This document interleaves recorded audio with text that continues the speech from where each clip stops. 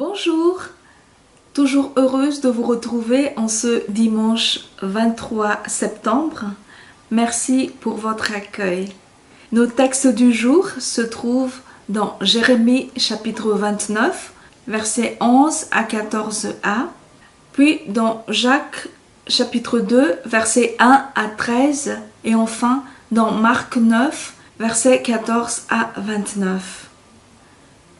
Comme toujours, nous commençons par la lecture qui prend un peu de temps, mais qui est plus que nécessaire. Lisons donc dans Jérémie chapitre 29, versets 11 à 14. Au nom de Jésus, « Moi, je sais les projets que j'ai formés à votre sujet, oracle du Seigneur, projets de prospérité et non de malheur.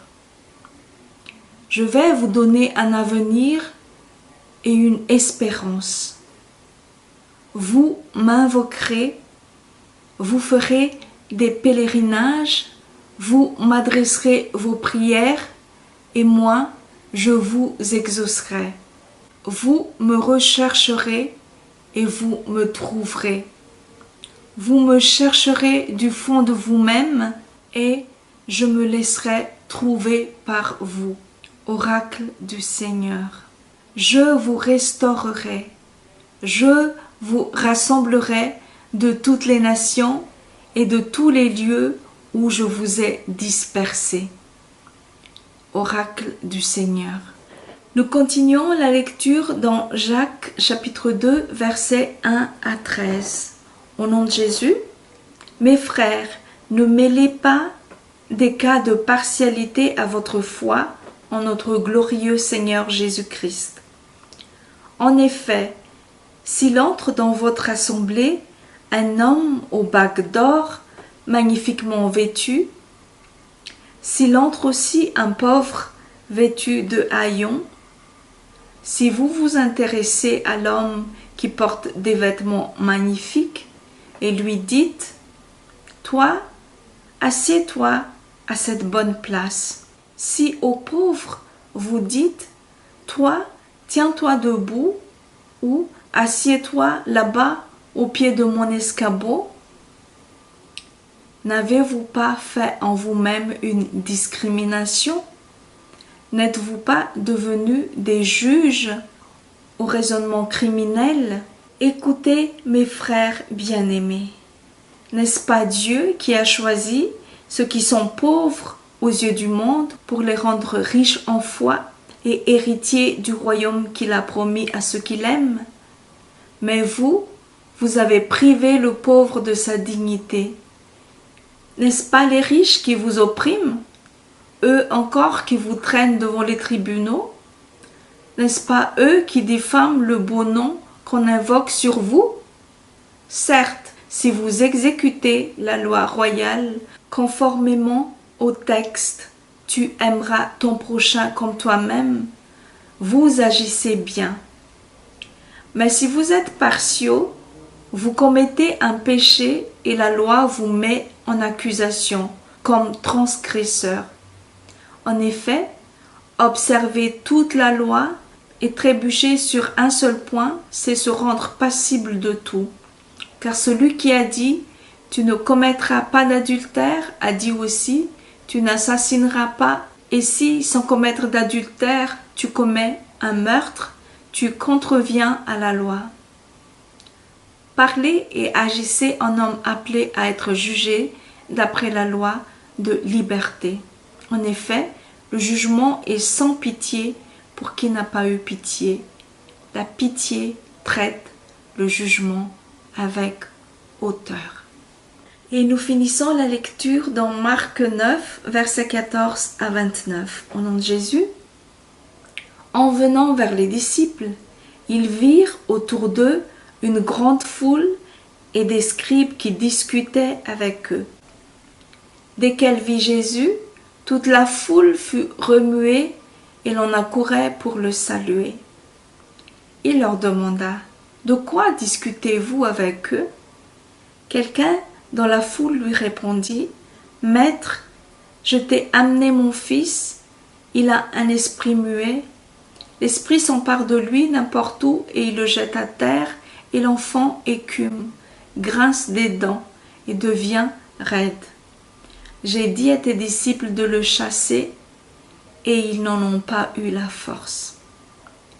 Prenant la parole, Jésus leur dit, « Génération incrédule, jusqu'à quand serai-je auprès de vous?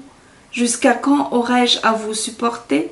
Amenez-le-moi. » Ils le lui amenèrent. Dès qu'il vit Jésus, l'esprit se mit à agiter l'enfant de convulsions. Celui-ci tomba par terre, se roulait en écumant. Jésus demanda au Père depuis combien de temps cela lui arrive-t-il. Il dit depuis son enfance. Souvent, l'esprit l'a jeté dans le feu ou dans l'eau pour le faire périr. Mais si tu peux quelque chose, viens à notre secours. Par pitié pour nous. Jésus lui dit, si tu peux, tout est possible à celui qui croit.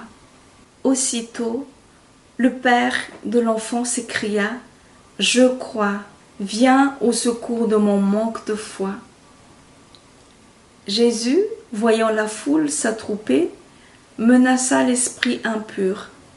Esprit sourd et muet, je te l'ordonne, sors de cet enfant et n'y rentre plus. Avec des cris et des violentes convulsions, l'esprit sortit. L'enfant devint comme mort, si bien que tous disaient « Il est mort ».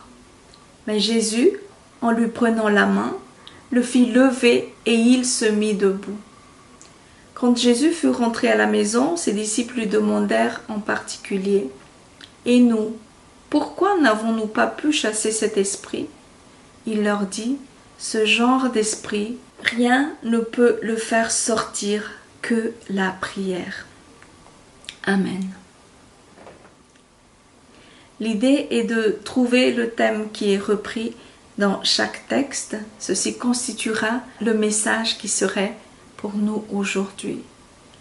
Alors voici l'idée qui est exprimée dans nos textes, c'est que la grande restauration que Dieu promet consiste à rendre sa dignité à son peuple qui a été meurtri, à rendre leur dignité aux pauvres et surtout à rendre visible et inévitable pas seulement la dignité, mais la gloire de Jésus.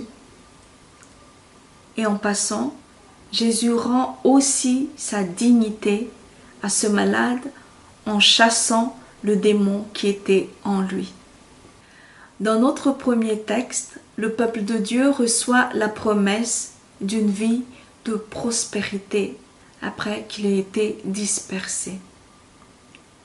La dispersion du peuple a été un grand malheur, mais Dieu dit « Je vous restaurerai, je vous rassemblerai de toutes les nations et de tous les lieux où je vous ai dispersés. » Au centre de notre deuxième texte, voici ce qu'on peut lire. « N'est-ce pas Dieu qui a choisi ceux qui sont pauvres aux yeux du monde pour les rendre riches en foi et héritiers du royaume qu'il a promis à ceux qui l'aiment. » Dieu rend la dignité aux pauvres en les choisissant pour être héritiers du royaume. Et enfin, le troisième texte raconte le succès de Jésus qui est le seul qui réussit à faire sortir le démon. C'est aussi la guérison d'un garçon qui retrouve sa dignité car il est maintenant debout et non pas couché, écroulé par terre en écumant. La première phrase de notre texte de Jacques incite ceux à qui il s'adresse à ne pas mésestimer les pauvres, de ne pas les traiter moins bien que les riches. Les pauvres sont souvent pas estimés comme il le faudrait, ils sont sous-estimés. Jésus aussi est sous-estimé dans notre texte de Marc 9. Voici ce que lui dit le père de l'enfant. « Mais si tu peux quelque chose, viens à notre secours. Et Jésus dit, si tu peux, bien sûr qu'il peut. Il est sous-estimé. On ne pense pas d'emblée qu'il peut. Bien sûr qu'il peut. Nous allons concentrer notre étude sur ce bien sûr. C'est sûr que Jésus fera éclater sa gloire en accomplissant sa destinée. C'est sûr que le peuple de Dieu sera restauré, ceux qui restent en Dieu malgré ses corrections, ils seront récompensés. C'est sûr que le royaume de Dieu appartient à ceux qui sont mésestimés injustement. Justice sera faite, c'est sûr. Dans un premier temps, nous allons voir les obstacles que Jésus rencontre et qui produit cette réaction qui est un peu abrupte, tellement l'obstacle est grand. Et dans un second temps, nous verrons comment il fait, pourquoi est-ce que c'est si sûr l'avènement de sa gloire, la restauration qui sera opérée par Dieu, la justice qui sera rendue, le jugement qui se fera sûrement. On peut chercher longtemps le pourquoi de la question que Jésus pose au père de ce garçon. Depuis combien de temps cela lui arrive-t-il? Est-ce que Jésus avait besoin de cette information? Je pense que non. Mais une chose est sûre, c'est que cette question fait écho à sa toute dernière question, qui n'en est pas une d'ailleurs, qui disait « Jusqu'à quand? Jusqu'à quand aurais-je à vous supporter ?» Un mot, ou plutôt deux mots, répondent à ces deux questions. Trop longtemps. Ce garçon est malade depuis trop longtemps et l'incrédulité de tous dure depuis trop longtemps. L'auteur veut exprimer l'exaspération de Jésus. L'incrédulité de ceux qui l'entourent a trop duré. Il dit « Génération incrédule, jusqu'à quand serai-je auprès de vous? Jusqu'à quand aurai-je à vous supporter ?» Voilà, l'incrédulité des gens est un grand frein à l'œuvre de Jésus. On se souvient du verset qui dit qu'il ne pouvait faire aucun miracle dans sa région natale, car les gens ne croyaient pas en lui et il était étonné de leur incrédulité. C'est dans Marc 6, versets 5 et 6. Jésus devait faire face à l'incrédulité qui dure et il devait faire face aussi à la maladie qu'on amène devant lui. C'est remarquable que ce soit un esprit qui rend muet qui est l'adversaire de Jésus ici. C'est le même esprit qui règne chez ces personnes incrédules. Ce n'est pas la personne qui ne croit pas qui va témoigner. Ce n'est pas la personne incrédule qui va prêcher la parole de Dieu. Ce n'est pas la personne incrédule qui va louer Dieu. Elle ne parle pas. Elle voit tout ce qui se passe, elle voit la gloire de Dieu, elle voit la gloire de Jésus, mais elle reste muette. C'est ainsi que l'incrédulité des gens a raison de la patience de Jésus. Il perd patience et il se fâche. Apparemment, il y a eu discussion au moment où les disciples essayaient de faire sortir le démon du garçon. Il y avait les scribes, la foule et les disciples. S'il y avait discussion, c'est qu'il n'y avait pas unanimité. Et le Père faisait probablement partie des personnes qui étaient partagées. C'est ce qui explique sa phrase quand il dit « si tu peux quelque chose ». Il n'était pas sûr. Il était partagé. D'ailleurs, il l'avouera plus tard quand il dit « Viens au secours de mon manque de foi ». Voilà, c'est l'incrédulité, le grand obstacle qui se dresse sur le chemin de Jésus. On parle d'incrédulité, mais c'est plutôt la mauvaise foi, puisqu'elle dure trop longtemps. Elle ne devait pas résister, vu les œuvres que Jésus opérait, mais elle persistait. Si elle persiste malgré tout, c'est que ce n'est plus de l'incrédulité, mais c'est de la mauvaise foi. Voyons maintenant comment Jésus fait face à tout cela, le temps de la colère passée. La première chose est qu'il prend autorité sur l'esprit mauvais. Il lui parle avec force et le menace. Esprit sourd et muet, je te l'ordonne, sors de cet enfant et n'y rentre plus. C'est remarquable qu'il ajoute et n'y rentre plus. On l'a déjà vu, c'est le propre de l'incrédulité ou de la mauvaise foi que de résister. Malgré que les raisons de croire sont là, eh bien, on résiste. C'est comme le pharaon en Égypte. Il a eu de la peine à entendre, à écouter le message que Dieu avait pour lui. Dès la deuxième plaie, le pharaon a déjà dit « Priez l'Éternel pour qu'il nous débarrasse des grenouilles, moi et mon peuple. Alors je laisserai aller votre peuple pour qu'il lui offre des sacrifices. » C'est dans Exode chapitre 8, verset 4. Et à partir de là, il y aura une sorte de va-et-vient, et ce n'est qu'à la 10e plaie qu'il laissera vraiment le peuple partir, et même là, il va encore le poursuivre jusqu'à la mer Rouge. Le propre de l'incrédulité est de résister. Jésus ne veut pas de ce va-et-vient, il veut que l'esprit sorte et qu'il ne rentre plus. Tout cela dit que pour sortir de l'incrédulité, il faut se faire violence. Ce n'est pas facile.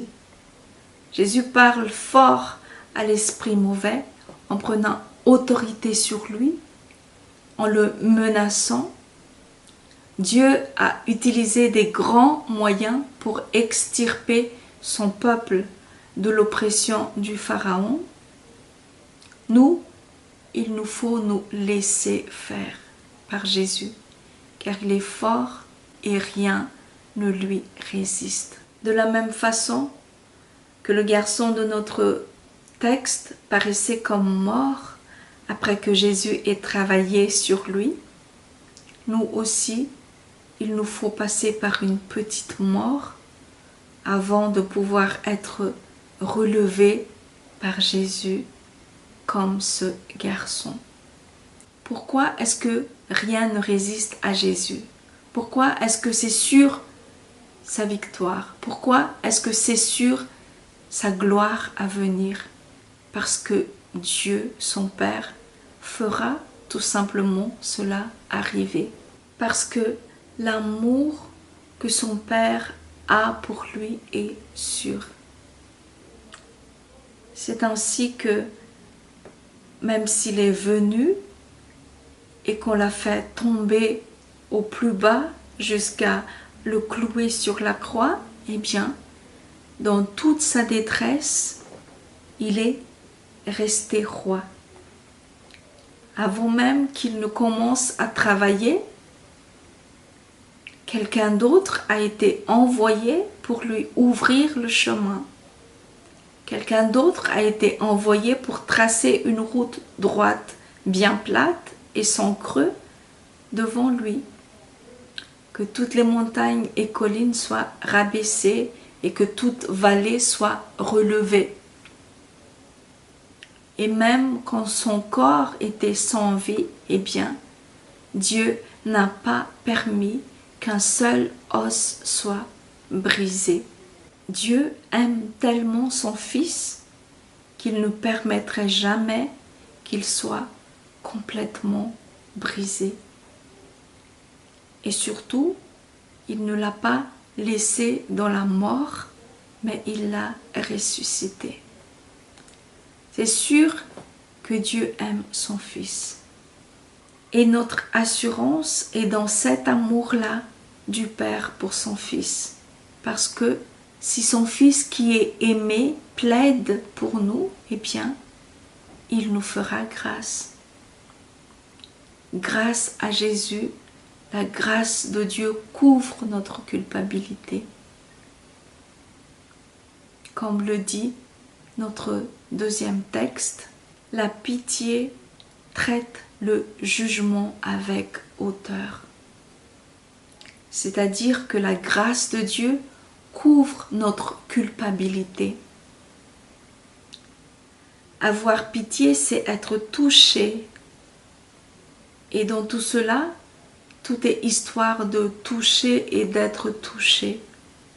Dieu est touché par son Fils est touché par nous, c'est ainsi que Dieu est touché par nous. Mais si nous ne nous laissons pas toucher par Jésus, eh bien, tout est perdu. C'est là que l'incrédulité et la mauvaise foi entrent en scène.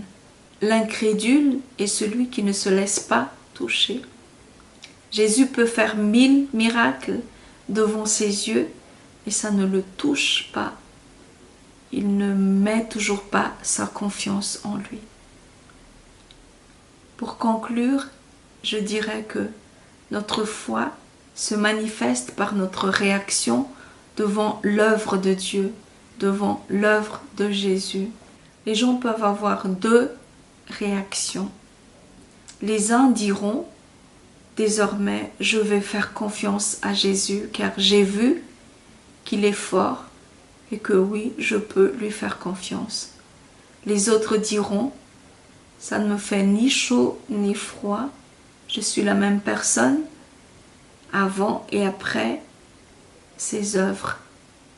Pour moi, ça ne change rien. Dieu nous laisse libres. Mais il reste que la grâce que nous avons en Jésus est d'une très grande valeur. Et Jésus n'attend qu'une chose, c'est de nous toucher, de pouvoir nous toucher. Alors donnons notre cœur, car c'est sûr qu'il ne nous rejettera pas, comme il l'a dit dans sa parole. Soyez bénis, à bientôt, au revoir. Je crois bien qu'il m'aime, car tous les matins il m'appelle. Il me dit combien